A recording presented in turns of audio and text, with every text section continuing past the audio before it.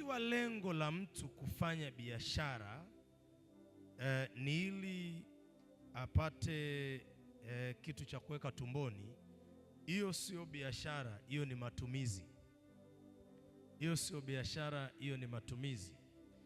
Ikiwa lengo la mtu kufuga ni ili zimsaidie kula watoto kula na hivyo, huo sio ufugaji wa kimungu. Hiyo ni matumizi. Na ikiwa ni matumizi, Mungu hayupo sana katika mambo ya matumizi. Mungu yupo sana katika faida, katika vitu vya kuzaa. Amen. Kama unataka kumuona Mungu kwa ukubwa, ondoa akili zako na ufahamu wako kwenye viwango vya maisha ya matumizi.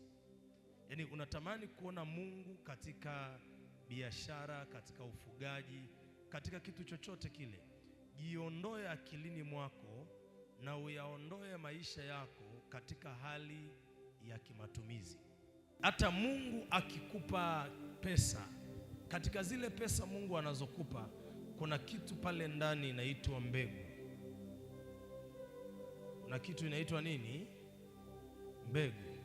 Katika hiyo mbegu, mawazo yake na fikra zake anatamani kuona ikiwa inazaa. Anatamani, kama usipofahamu juu ya umuhimu wa hiyo, maana yake Mungu, wewe ukaigeuza mbegu kuwa chakula, maana yake kitakachotokea ni kwamba maisha yako yanakuwa yameishia kifoni.